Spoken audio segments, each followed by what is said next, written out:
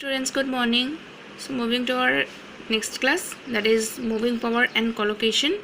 So our next class with ami last jetu pohisilo tar pasot azir class jot ami ki pohim projojok aru সংস্থা pohim dei etu অসমীয়াত তোমাৰ projojok সংস্থা ইংলিশত moving power আৰু collocation বুলি কয় moving power and collocation. So now ইয়াত so তোমালোকৰ কি হয় যে ইয়াত law of conservation of matter law of conservation of energy standpoint or পৰা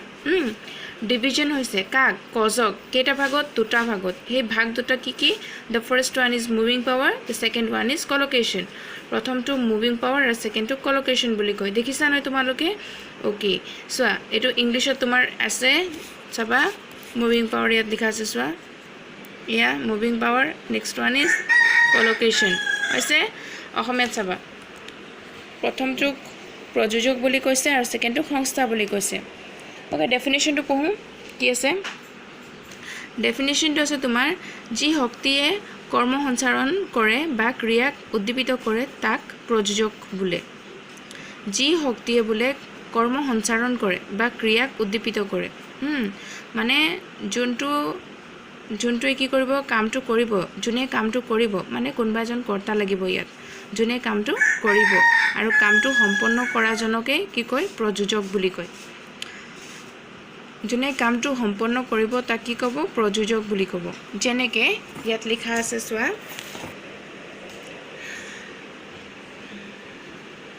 moving power is the force which moves or incites to action. Moving power এটা কি হয় ফোর্স হয় এটা শক্তি হয় এটা কি হয় শক্তি হয় কৰ্ম ক্ৰিয়া যাৰ ওপৰত কাম যোনে কামটো কৰিব moving power is the force এটো এটা ফোৰ্স হয় which moves or incites to action. যোনে কৰ্মটো সঞ্চাৰণ কৰিব যোনে কামটো কৰিব ই হৈ গৈছে তোমাৰ moving power আৰু যাৰ ওপৰত কামটো ক্ৰিয়া হ'ব কৰা হ'ব তাক কি কয় collocation বুলি কয় definition to সোৱা collocation means the arrangement of circumstances which is needed in order that the moving power can produce the changes. Okay, moving power to মই কলো এজন কি হয় এজন এজেন্ট হয় এজন কৰ্তা হয় যোনে কিবা এটা চেঞ্জ কৰিব by applying the force by applying the energy. Okay, তো applying the energy applying the force বুলি কৈছো কোনে কৰিব এটো এজেন্টে কৰিব এজেন্ট কোন হয় মুভিং পাৱাৰ হয় মুভিং পাৱাৰে যেটো ফোৰ্সত কি কৰিব কামটো সম্পন্ন কৰিব but requirement of an what arrangement এটা আমাক কি লাগিব arrangement requirement লাগিব ইয়াত যেতিয়া এটা arrangementত এটা পাৰিপাৰ্শ্বিক সংস্থিতিত কাৰ্যটো সম্পন্ন কৰিব কোনে মুভিং পাৱাৰে তেতিয়া তাক কয় তোমাৰ collocation মানে collocation is nothing it is just only an arrangement of circumstances which needed in order that the moving power can what needed in order that the moving power can produce the changes moving power যেতিয়া changes কি কৰিব produce কৰিব কত কৰিব external worldত কাৰ moving power external worldত change এটা আনিব but কেনেকৈ আনিব change to by applying the force হয় নে নহয় force applying কৰিব নাই কিন্তু হে force to apply কৰিবৰ কাৰণে আমাক কি লাগিব এটা circumstances লাগিব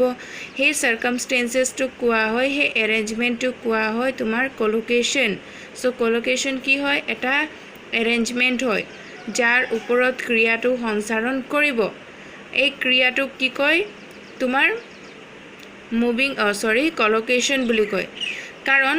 সাপোজ তুমি যদি হে arrangementটো না থাকে হে collocationটো যদি না থাকে মুভিং পাৱাৰে কেতিয়াও তোৰ একশনটো সাকসেসফুল কৰিব নোৱাৰিব সো একদম লিটাৰেল মানে সব কমন ল্যাঙ্গুৱেজত ক'বলৈ গ'লে orderly we can say that moving power is the agent and collocation is the patient. Okay, moving power এজন কি হয় তোমাৰ এজেন্ট হয় আৰু collocation এটা কি হয় পেশেন্ট হয় বুলি ক'ব পাৰো যোনে কামটো কৰে হি মুভিং পাৱাৰ আৰু যাৰ ওপৰত কামটো কৰা হয় হি হয় কি তোমাৰ collocation এটা বুজি পাইছা যোনে কৰ্মটো কৰে হি মুভিং পাৱাৰ প্ৰযোজক আৰু যাৰ ওপৰত কৰ্মটো কৰা হয় ই হৈ গৈছে তোমাৰ কি সংস্থা তো আমাৰ ইয়াত চোৱা এক্সাম্পল দিছে if a glowing matchstick is thrown into a heap of straw' there is fire কি হয় যেতিয়া এটা গ্ল'য়িং মেটষ্টিক ক'ত থ্ৰ'ন কৰা হয় যেতিয়া পেলাই দিয়া হয় ক'ত হিপ অফ ষ্ট্ৰ' শুকান খেৰত তেতিয়া কি হয় খেৰত যেতিয়া পেলাই দিয়া হয় তেতিয়া দেৰ ইজ ফায়াৰ তেতিয়া কি হয় তাত জুই জ্বলি উঠে নে নজ্বলে জ্বলে ওকে কিয় জ্বলে বা কেলে জ্বলে এইটোতো তোমালোকে এৰেঞ্জমেণ্টটো গম পাইছাই মেবি খেৰখিনি শুকান হ'ব লাগিব ওকে বিকজ তাত গ্ল'য়িং মেটষ্টিক দিছে তো খেৰখিনি শুকান হ'লেতো কি হ'ব হিপ অফ ষ্ট্ৰ' যেতিয়া ড্ৰাই হ'ব তেতিয়া ইমিডিয়েট তাত কি লাগিব ফায়াৰ লাগিবই হয় নে নহয় চ' ইয়াত লিখিছে here the glowing matchstick is the moving power and the heap of straw' is collocation তো তুমি কেনেকৈ বাচিলা ইয়াত মুভিং পাৱাৰ কোনটো হয় কল'কেশ্যন কোনটো হয় তুমি কেনেকৈ বাচিছা মুভিং পাৱাৰ যোনে কামটো কৰে সি হয় মুভিং পাৱাৰ ইয়াত কোনে কামটো কৰিলে গ্ল'য়িং মেটষ্টিকে কৰিলে কামটো গ্ল'য়িং মেটষ্টিকে যিহেতু কামটো কৰিছে সেইটো কাৰণে গ্ল'য়িং মেটষ্টিকটো কোৱা হয় ইয়াত মুভিং পাৱাৰ আৰু কাৰ ওপৰত কামটো কৰিছে হিপ অফ ষ্ট্ৰ' সেই খেৰখিনিৰ ওপৰত কামটো কৰিছে সেইকাৰণে সেই খেৰখিনি হ'ব the heap of straws are call the collocation okay the effect fire is produced by the action of the moving power on the collocation eta ki effect produce hol hebilakor pora because these are the causes ebilak ki hoy cause hoy okay to he cause or pora ki effect produce korilo ami ki effect produce korilo cause or pora ami fire produce korisu aru he cause to kor pora hise glowing matchstick আৰু heap of ষ্ট্ৰ'ৰ পৰা আহিছে শুকান খেৰ আৰু যিখিনি শুকান খেৰ আছিলে সেইখিনিৰ লগত জ্বলি থকা জুই চলাই কাঠিটো লগাই পেনাই দুইটা কণ্ডিশ্যন লগাই পেনাই আমি কি পাইছোঁ কজ এটা পাইছোঁ আৰু সেই কজটোৰ পৰা নতুন এটা কি পাইছোঁ ইফেক্ট পাইছোঁ ইফেক্টটো হৈছে তোমাৰ কি fire is produce the action of the moving power on the collocation গম পাইছা চ' in a common language in an orderly language we can say that moving power is the agent and collocation is the patient or we can also say that moving power is the moving power is the agent collocation is the patient so এই বস্তুটো agent patient মানে কি এটা সোয়া জুনে কামটো কৰিব হেজন agent আৰু যাৰ ওপৰত কামটো কৰিব হেয়া patient okay so moving power কি হয় জুনে কামটো কৰিব সেইজন হৈছে প্ৰযোজক আৰু যাৰ ওপৰত কামটো কৰিব হেয়া হৈছে সংস্থা বুজিছা ইয়াত অসমীয়াটো দিয়া হৈছে যে উদাহৰণ স্বৰূপে কি লিখা আছে চোৱা জ্বলি থকা দিয়াচলাইৰ কাঠি এডাল শুকান খেৰৰ দম এটাত লগাই দিয়াত জুই জ্বলি উঠিল হা ইয়াতে জ্বলি থকা কাঠিডাল কি প্ৰযোজক আৰু শুকান খেৰখিনি কি হৈছে সংস্থা ওকে তো কি হ'ল ইয়াৰ পাছতে ইয়াতে জ্বলি থকা কাঠিডাল প্ৰযোজক আৰু শুকান খেৰৰ দমটো সংস্থা এনে উপকৰণৰ এনে বিভাগৰ যুক্ততা আছে কিয়নো কেলে আছে কিয়নো জ্বলি থকা দিয়াচলাই কাঠিডাল আৰু খেৰৰ দমটো দুয়োটাই উৎপাদন কি কৰিছে কাৰ্য উৎপাদনৰ বাবে অৰ্থাৎ জুই উৎপাদনৰ বাবে অপৰিহাৰ্য আমাক কি লাগে আমাক জুই জ্বলিবৰ কাৰণে শুকান খেৰটো লাগিব আৰু জুই চলাই লাগিব যদি কেনেবাকে খেৰখিনি তিতা হোৱা হ'লে জুই জ্বলিলে হয় নেকি নজ্বলিলে হয় সেইকাৰণে আমাক কি লাগিব শুকান খেৰ লাগিব দেই কণ্ডিশ্যনছ আছে কিছুমান যে খেৰখিনি শুকান হ'ব লাগিব যদি শুকান নহয় তেতিয়া মেবি জুই নজ্বলিব পাৰে বাট একচুৱেলি এতিয়া আমি গম পালোঁ যে মুভিং পাৱাৰ আৰু কল'কেশ্যন কি হয় moving power is the agent and collocation is the patient যোনে কামটো কৰে সি মুভিং পাৱাৰ যাৰ ওপৰত কামটো কৰে সি কল'কেশ্যন জেনেৰেল লেংগুৱেজত আৰু ইয়াৰ ডেফিনেশ্যনটো আছে তোমালোকে ডেফিনেশ্যনটো লিখি কিনে বাই হাৰ্ট কৰিবা বস্তুটো বুজি লোৱা তাৰপিছত বাই হাৰ্ট কৰিবা দেই তাৰপিছত চাবা ইয়াত লিখা আছে চোৱা আমাৰ ইয়াত চোৱা popularly speaking sometimes we are apt to identify the cause the moving power alone and sometimes with the collocation alone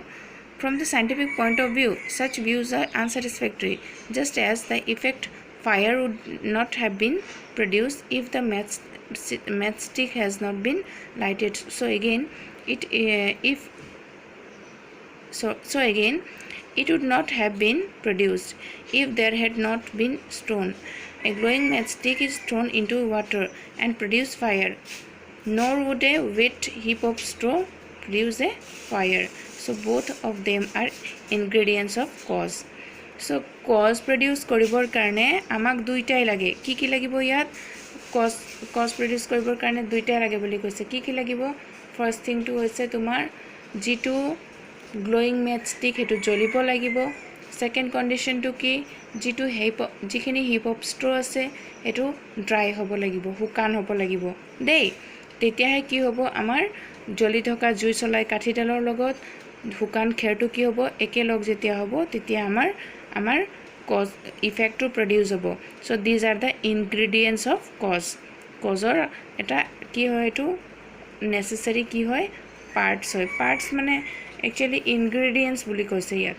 ingredients মানে গম পোৱা নহয় দৰকাৰী কিছুমান কি আমাৰ লাগতিয়াল বিষয় দেই যেটোৰ জৰিয়তে আমাৰ কি কৰা হয় কাৰ্যটো সম্পন্ন কৰা হয় এতিয়া যদি এই খেৰখিনি হুকান নোহোৱা হলে বা জুই চলাই কাঠিডালে নজ্বলিৰা হলে ম্যাচষ্টিকডাল যদি নজ্বলিৰে হয় বা যদি খেৰখিনি হুকান নহলে হয় তেতিয়া হলে আমাৰ যেটো আমি ইফেক্ট প্ৰডিউস কৰিব বিচাৰি আছিলো ফায়াৰ হেতু আমাৰ সাকসেসফুল হলো হয় জানো আমি নহলো হয় গতিকে ইয়াত আমাৰ what are the ingredients of cause here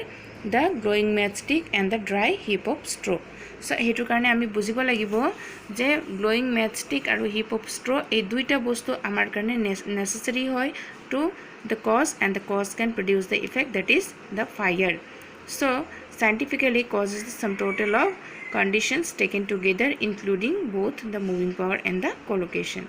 এটা মুভিং পাৱাৰ কলোকেশন দুইটা লগ লগাই কি প্ৰডিউস হয় কজৰ প্ৰডিউস হয় কোনে কৈছিল জেএস মিলে এবাৰ কৈছিল এই কথাটো যে cause is the sum total of positive and negative condition taken together বুলি কৈছিল হয় নাই কন্ডিশন লাগে কি কন্ডিশন পজিটিভ আৰু নেগেটিভ কন্ডিশন লাগে তো ইয়াত আমাৰ কি হৈছে দুটা কন্ডিশন ৰাইজ হৈছে এই কন্ডিশন দুটা কি গ্লোয়িং ম্যাচষ্টিক আৰু হিপ অফ স্ট্ৰ ইয়াত গ্লোয়িং ম্যাচষ্টিক আৰু হিপ অফ স্ট্ৰ এই দুটা লগ লগাই কিনে কজৰ প্ৰডিউস হৈছে আৰু কজটোৱে কি কৰিছে ইফেক্টৰ প্ৰডিউস কৰিছে এটো বুজি পালা তোমালকে মুভিং পাৱাৰ কলোকেশন কি হয় এক্সাম্পলটো হেতু দিবা যে গ্লোয়িং ম্যাচষ্টিক আৰু হিপ অফ স্ট্ৰ গ্লোয়িং ম্যাচষ্টিকটো যেতিয়া হিপ অফ স্ট্ৰত কি কৰা হয় পেলাই দিয়া হয় থ্ৰন কৰা হয় তেতিয়া হলে তাত ফায়াৰৰ কি হয় প্ৰডিউস হয় তাত গ্লোয়িং ম্যাচষ্টিকটো হৈছে মুভিং পাৱাৰ আৰু হিপ অফ স্ট্ৰটো হৈছে কলোকেশন ওকে তো এটোত আমাৰ দুইটা এক্টিভ হৈ থাকিব লাগিব কোনোবা এটা যদি এক্টিভ হৈ না থাকে পেসিভ হৈ থাকে দুইটা সক্ৰিয় হৈ থাকিব লাগিব যদি কোনোবা এটা নিষ্ক্ৰিয় হৈ আছে তেতিয়া হলে আমাৰ কাৰ্যটো সম্পন্ন নহব মানে যদি মুভিং পাৱাৰটো পেসিভ হৈ আছে তেতিয়া হলে তেতিয়াও আমাৰ কাৰ্যটো সম্পন্ন নহব আৰু কলোকেশনটো যদি পেসিভ হৈ আছে তেতিয়াও আমাৰ কাৰ্যটো সম্পন্ন নহব দ্যাট মিন্স দুইটা আমাৰ এক্টিভ হ'ব লাগিব মুভিং পাৱাৰটো হ'ব লাগিব কলোকেশনটো হ'ব লাগিব হৈছে ওকে নাও নেক্সট সোয়া অলপ সিমিলাৰ মানে সিমিলাৰে হয় নেক্সট টপিকটো আমাৰ হেতু হৈছে এজেন্ট আৰু পেশেন্ট অসমীয়াত ইয়াক কয় সক্ৰিয় আৰু নিষ্ক্ৰিয় উপকৰণ ওকে সোয়া উপকৰণক কোনো তৰ্কবিদে আকৌ দুই ভাগত ভাগ কৰিছে উপকৰণৰ দুটা ভাগ আছে বুলি কৈছে কিছুমান তৰ্কবিদে জানা সক্ৰিয় উপকৰণ বা কৰ্তাপাত্ৰ নিষ্ক্ৰিয় উপকৰণ বা কৰ্মপাত্ৰ সক্ৰিয় উপকৰণ আৰু নিষ্ক্ৰিয় উপকৰণ এই দুইটা বস্তু কি হয় আমাৰ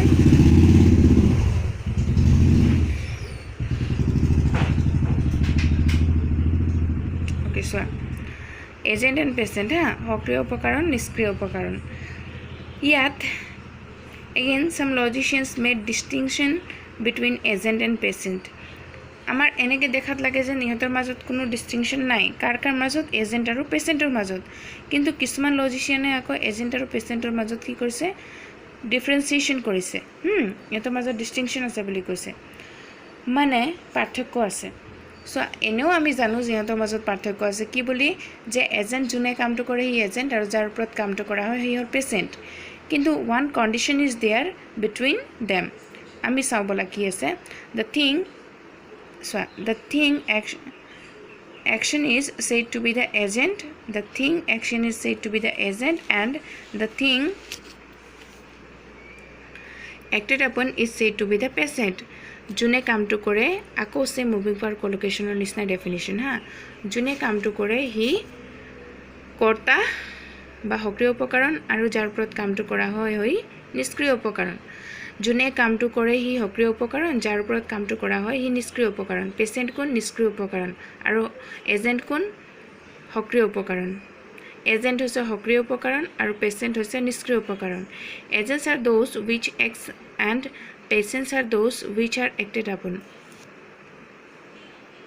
এজেন্টস কোন হয় যোনবিলাকে কামবিলাক কৰে আৰু যাৰ ওপৰত কামটো কৰা হয় হি পেশেন্ট তো সক্ৰিয় উপকৰণ নিষ্ক্ৰিয় উপকৰণ কোন হয় জানা আমি হয় সক্ৰিয় উপকৰণ আৰু আমি যাৰ ওপৰত কামটো কৰিম হি হ'ব নিষ্ক্ৰিয় উপকৰণ মুভিং পাৱাৰ কলোকেশনত কোনটো সক্ৰিয় হয় কোনটো নিষ্ক্ৰিয় হয় মানে এজেন্ট আৰু পেশেন্ট কোনটো হয় তুমি ফাইন্ড আউট কৰিব পাৰিবা মই কৈছো না তাত গ্লোয়িং মেষ্টিকটো হ'ব সক্ৰিয় উপকৰণ বা তোমাৰ এজেন্ট আৰু হিপ অফ ষ্ট্ৰটো হ'ব পেশেন্ট মানে নিষ্ক্ৰিয় উপকৰণ দেই কিন্তু ইমানখিনি পঢ়া পাছত আমি বস্তুটো পিছত যদি জাজ কৰোঁ অকমান ডিফাৰেন্ট পাওঁ চাবা কি আছে যে for example if a glowing matchstick is thrown into to a heap of straw there is fire once again the same example is here the glowing matchstick is the agent and the heap of straw is the patient the difference between them is that the agent and the patient is similar to the difference between the moving power and collocation একে লাগিছে আমাক moving power কলোকেশনৰ লগত agent পেশেন্টৰ ডিফাৰেন্সিয়েশনটো একে লাগিছে বাট কি হয় scientifically this difference is not satisfactory scientifically difference to ki nohoy satisfactory nohoy kyo nohoy popularly it seems to be true that this kind of differences appears to be based on the supposition that the agent is the real source of energy and the patient is merely passive possessing no energy whatever আমার এনেকা লাগে ন যে আমি যেতিয়া agent পেশেন্টৰ কনসেপ্টটো একে বুলি কৈছো হা কিন্তু সাইন্টিফিক্যালি এই দুটা কনসেপ্ট একে নহয় আমাৰ এনেকা লাগে যে যোনে কামটো কৰে হিয়ে অকল সক্ৰিয় হৈ থাকে সক্ৰিয় উপকৰণবিলাকে পুৰা এক্টিভ হৈ থাকে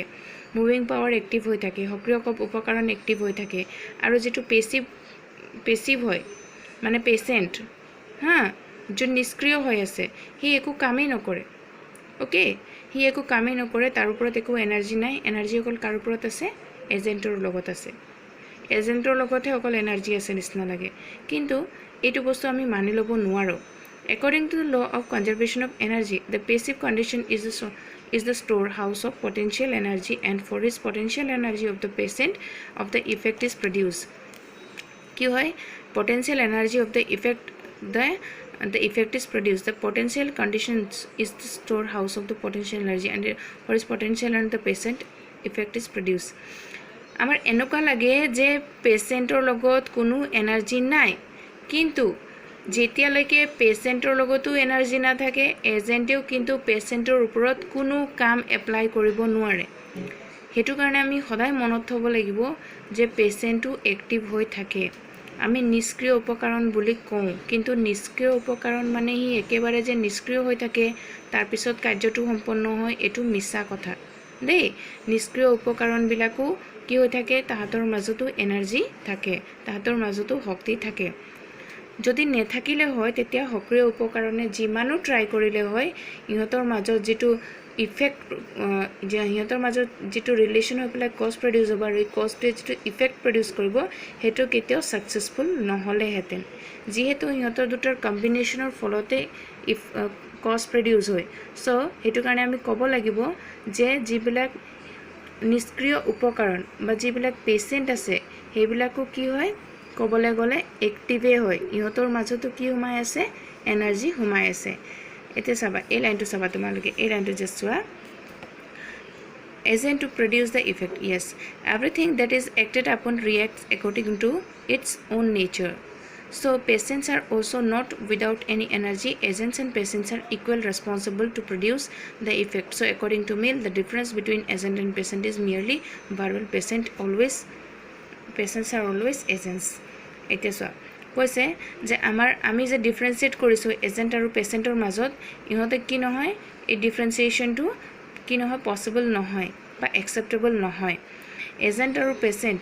এটা ইফেক্টক প্ৰডিউচ কৰিবৰ কাৰণে ইকুৱেলি ৰেছপন্সিবল হয় দিজ আৰ ইকুৱেলি ৰেছপন্সিবল সমানে দায়িত্বশীল হয় কোন